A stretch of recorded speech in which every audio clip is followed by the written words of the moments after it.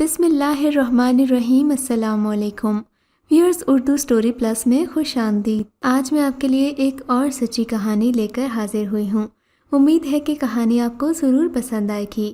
کہانی پسند آنے کی صورت میں اس ویڈیو کو لائک کیجیے اور اس طرح کی مزید کہانیاں سننے کے لیے ہمارے چینل اردو سٹوری پلس کو سبسکرائب کیجیے۔ یہ آج سے کئی سال پہلے کا واقعہ ہے۔ غالباً 30 سال گزر چکے ہیں، مگر ذہنوں پر آج بھی تازہ ہے۔ لمحہ بھر کو مومانی رانیہ کی صورت نظروں سے محو نہیں ہوتی۔ وہ تھیں ہی اتنی خوبصورت، میری فرشتہ صفت ہنسمکھ مومانی بے گناہی ماری گئیں۔ وہ میری خالہ کے رشتے کے بدلے میں آئی تھیں۔ خالہ اور مومانی کا رشتہ ادلے بدلے کا تھا۔ خالہ گاؤں بیاہی گئی تو مومانی آ گئیں۔ جہاں ہم رہا کرتے تھے وہ ہمارے ساتھ ہی رہنے لگیں۔ جس وقت ان کی شادی ہوئی وہ بہت ہی کم عمر تھیں، بمشکل 12 سال کی، لیکن اپنوں میں شادی ہوئی تھی، اسی لیے ان کے والدین بے فکر اور خود رانیہ بھی مطمئن تھیں۔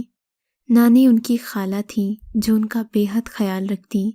ہمارے نانا غریب تھے لیکن ان کی محلے میں بڑی توقیر تھی۔ بہو بھی اچھے اخلاق کی آ گئی تھی۔ صورت خدا نے ایسی دی کہ محلے بھر کی عورتیں انہیں دیکھنے آتی۔ لمبا قد، بڑی بڑی آنکھیں، جو دیکھتا بس دیکھتا ہی رہ جاتا۔ ان کے شوہر یعنی میرے ماموں بھی ان کو خوبصورت اور شریف ملے تھے۔ وہ انہیں بہت چاہتے تھے۔ جب شادی ہو رہی تھی اس وقت رانیہ کے والد کے چچا زاد بھائیوں نے بہت مخالفت کی، مگر باپ کی کسی نے ایک نہ سنی اور بیٹی کو ہمارے ماموں کے ساتھ بیاہ دیا۔ وقت ہنسی خوشی گزرتا رہا، یہاں تک کہ ان کی شادی کو 10 سال بیت گئے، مگر وہ اولاد کی خوشی سے محروم تھیں۔ ہم نے علاج کروایا، پھر بالآخر صبر کر لیا۔ ماموں نے دوسری شادی کا مگر کبھی نہ سوچا، کیونکہ انہیں رانیہ جیسی شریک حیات کبھی مل ہی نہیں سکتی تھی۔ وہ ہم سے بہت پیار کرتی تھیں، ہم کو اپنی اولاد کی طرح سمجھتی، ہم بھی انہیں اپنی ماں کی طرح چاہتے تھے۔ ان کو کبھی بچوں کی کمی محسوس ہونے نہیں دی، لیکن وقت نے ان سے وفا نہیں کی۔ جبکہ امی، نانا، نانی، ماموں سبھی رانیہ کے گن گاتے تھے اور ان سے بے وفا تھے۔ ایک دفعہ جب عید قریب تھی، مومانی رانیہ کا بھائی ان کو لینے آیا۔ وہ جانے لگی تو ہم سے بہت محبت سے ملی۔ جاتے ہوئے ہمارے لیے اداس تھیں، ہم بھی ان کے لیے پریشان تھے۔ اگر پتہ ہوتا کہ یہ ان سے آخری ملاقات ہے تو کبھی جانے نہ دیتے۔ عید کا دوسرا دن تھا، وہ اپنے ماں باپ کے گھر تھیں کہ ان کے چچا زاد بھائیوں کا چشمے پر کسی سے جھگڑا ہو گیا۔ وہ شخص چشمے سے پانی پی رہا تھا۔ اس آدمی سے ان لوگوں کی شاید دشمنی تھی۔ بہرحال وہ موقع پر مر گیا تو جھگڑنے والے مومانی کے رشتہ دار بہت پریشان ہوئے کہ اب کیا ہوگا۔ آپس میں صلاح مشورہ کرنے لگے کہ اب تو ہمیں کوئی حل نکالنا ہوگا ورنہ پھانسی چڑھ جائیں گے۔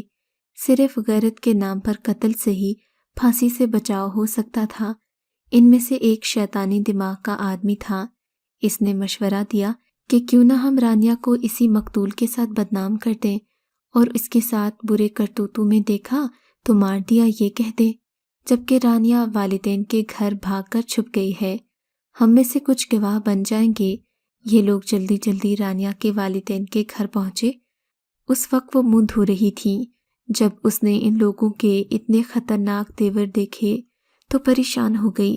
وہ اسی کی طرف بڑھ رہے تھے، تبھی کہا کہ کیا بات ہے، تم لوگ ایسے گھر میں کیوں گھس آئے ہو کہ آواز بھی نہیں نکالی؟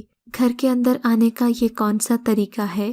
مومانی نلکے پر تھی جب یہ لوگ نامناسب طریقے سے صحن میں آئے۔ رانیہ مومانی نے دوڑ کر اپنا دوپٹہ جو چارپائی پر رکھا تھا اٹھا لیا اور سر ڈھانپنے لگی۔ تم لوگ کیوں آئے ہو؟ ان کے ہاتھوں میں اوزار تھے۔ انہوں نے بپھر کر کہا، ہم تمہیں مارنے آئے ہیں۔ یہ تم ہی تھی نا وہاں چشمے پر؟ کیا وہاں پانی کم تھا جو یہاں نلکے پر منہ دھو رہی ہو؟ میں منہ نہیں دھو رہی، نماز کے لیے وضو کر رہی ہوں۔ کیسی بات کرتے ہو؟ اور تم مجھے کیوں مارنے آئے ہو؟ میرا کیا قصور ہے؟ گھر میں رانیہ کے بوڑھے والدین تھے۔ آواز سن کر حجرے سے باہر آ گئے۔ ان لوگوں کے ہاتھوں میں اوزار دیکھ کر دہل گئے۔ بھائیوں، یہاں تمہارا کون دشمن آ چھپا ہے جس کے پیچھے تم لوگ ہتھیار لے کر آئے ہو؟ ہمارا نہیں تمہارا دشمن، تمہاری عزت اور ہمارے قبیلے کی حرمت کا دشمن، وہ ہے تمہاری بیٹی رانیا۔ ارے نہیں، یہ کیسی بات کر رہے ہو؟ رانیا کے باپ کی بزرگی نے سمجھ لیا کہ یہ کچھ الٹا ہی کرنا چاہتے ہیں۔ اس نے ان کی منت سماجت کی کہ میری پاک باز بیٹی کا قصور بتاؤ۔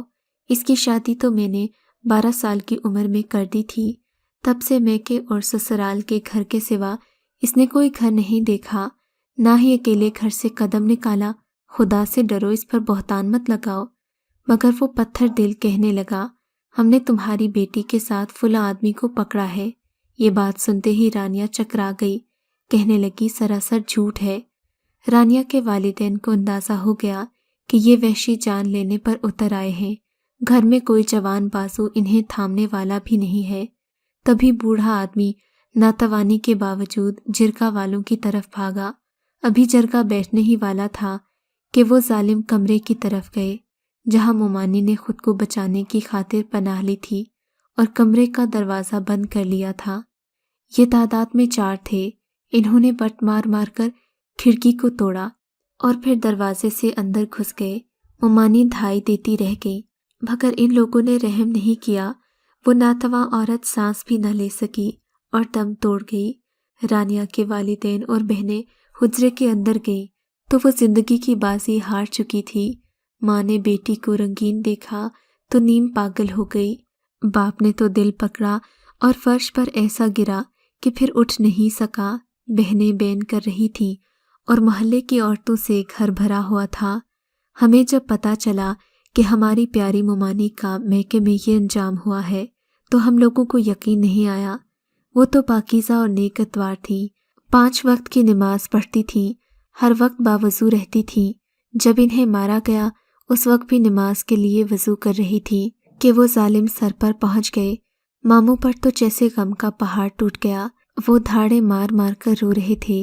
نانو اور نانی ایسے گر گئے جیسے ان کی کمر ٹوٹ گئی ہو۔ ہم ان کی نند کے بچے یوں تڑپ رہے تھے جیسے ہماری سگی ماں ہوں۔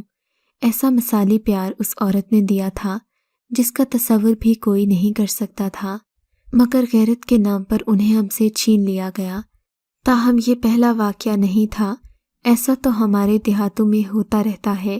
جب یہ جاہل اور ظالم لوگ اپنے دشمن کو مار کر اپنی ہی کسی رشتہ دار عورت کو قتل کر کے اس کے پاس جا کر لاش کو پھینک دیتے ہیں، کہتے ہیں کہ ان دونوں کو ہم نے باہم ناجائز روابط رکھنے کے باعث غیرت میں مار دیا۔ ان کو بات چیت کرتے خود اپنی آنکھوں سے دیکھا تھا۔ زیادہ تر ماننے والے قریبی رشتہ دار ہی ہوتے ہیں۔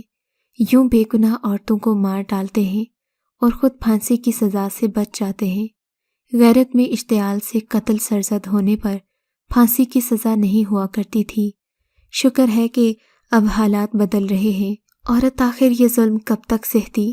کچھ قانون بھی وقت اور حالات کے ساتھ ساتھ ترمیم چاہتے ہیں۔ اب کوئی ایسا بل پاس ہو گیا ہے، سنا ہے کہ غیرت کے نام قتل پر قاتل کو سزا ملے گی اور معافی نہیں ہوگی۔ یہ ایک واقعہ ہے، ایسے اور بھی کئی واقعات ہوتے ہیں۔ عورت کا قصور ہو یا نہ ہو، ان قاتلوں کو تو قانون کی آڑ میں جان بخشی درکار ہو جاتی ہے۔ بہرحال کافی عرصہ ہمارے ماموں اور ہمارے ماما سب گھرانہ افسردہ رہا۔ آخرکار نانا نے یہ فیصلہ کیا کہ اب وہ اپنے بیٹے کی شادی کر کے دوبارہ ان کا گھر بسا دیں گے تاکہ افسردگی دل سے ہٹے اور نئی زندگی کی کوئی نوید ملے۔ میرے 2 ماموں تھے۔ بڑے ماموں کی شادی رشتہ داروں میں ہوئی تھی اور وہ اپنی بیوی کے ہمراہ ایک ہماری ہی بستی میں قیام پذیر تھے۔ نانا نے بڑے ماموں کو بلوایا کہ تم ہی کچھ سبیل کرو اور ایاز خان کی دوبارہ شادی کرواؤ۔ ان دنوں ہمارے علاقے میں رشتہ بغیر بدلے کے نہیں ملتا تھا۔ چھوٹے ماموں کی عمر خاصی تھی اور بدلے کا رشتہ نانا کے گھر موجود نہیں تھا۔ ان کی دونوں ہی لڑکیاں بیاہی جا چکی تھیں۔ میں کم عمر تھی۔ مجھ سے بڑی بہن کا رشتہ بھی میرے بڑے بھائی کے بدلے طے ہو چکا تھا۔ ماموں کے لیے لڑکی خرید کر لانے کی نانا میں سکت نہیں تھی۔ بڑے ماموں نے کافی سوچا، آخرکار یہ حل نکالا کہ وہ اپنی 16 سالہ بیٹی کا رشتہ کسی خاندان میں دے کر اس کے بدلے میں اپنے بھائی کا رشتہ لے لیں۔ میری یہ ماموں زاد زرین بہت خوبصورت تھی۔ جو اسے دیکھتا رشتہ لینے کی آرزو کرتا۔ اس کے حسن کی وجہ سے کسی اچھے اور خوشحال گھرانے میں اس کا رشتہ مل سکتا تھا، لیکن اب اسے قربان ہونا تھا تاکہ چھوٹے ماموں کا گھر آباد ہو۔ جس دن زرین دلہن بنی بہت ہی خوبصورت لگ رہی تھی۔ چاند سے مکھڑے پر زیور اس قدر سج رہا تھا جیسے آسمان کی حور ہو، مگر وہ خوش نہیں تھی۔ چہرہ اترا ہوا اور آنکھیں آنسو بہا رہی تھیں۔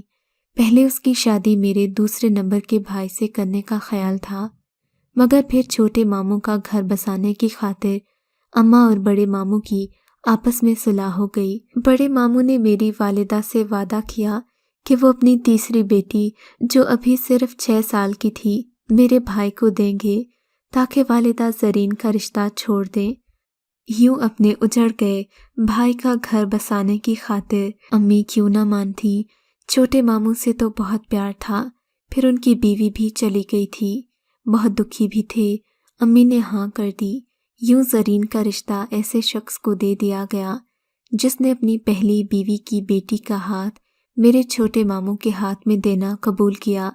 جس شخص نے ماموں کو رشتہ دے کر خود ان کی بیٹی سے شادی کی اس کا نام وقار علی خان تھا۔ وہ بھیڑوں کا بڑا بیاپاری تھا، مگر اس کی عمر 65 سال تھی۔ 2 بیویاں وفات پا چکی تھیں اور اب تیسری بیوی زرین بنی۔ شادی کے بعد پہلی بار وہ بڑے ماموں کے گھر داماد بن کر آیا۔ زرین اس کے ساتھ تھی، مگر خوشی کا شائبہ اس کے چہرے پر نہیں تھا۔ وہ سرسوں کا پھول لگ رہی تھی، جبکہ وقار بہت خوش تھا۔ اس کی عمر اس کے چہرے سے چھلکتی تھی۔ وہ میرے بڑے ماموں یعنی اپنے سسر سے بھی بڑا تھا۔ اسے زرین کے ساتھ دیکھ کر مجھے بہت افسوس ہوا۔ میرا وہ بھائی جس کے ساتھ زرین کی شادی کرانی تھی، اس نے جب زرین کو دیکھا تو اپنے کمرے میں جا کر خوب رویا۔ ہم سبھی بے بس تھے، کیونکہ خاندان کے کسی افسردہ فرد کو خوشیاں دینے کے لیے قربانی تو اپنوں کو ہی دینا پڑتی ہے۔ آج میں سوچتی ہوں کاش رانیہ مومانی زندہ ہوتی تو زرین کو بوڑھے کی دلہن نہ بننا پڑتا، مگر کیا کیا جائے، رسم و رواج کی خاطر چاند کو گرہن لگ ہی جاتا ہے۔ اگر آپ کو یہ کہانی اچھی لگی ہے تو ہماری ویڈیو کو لائک کیجیے اور اس طرح کی مزید کہانیاں سننے کے لیے ہمارے چینل کو ضرور سبسکرائب کریں۔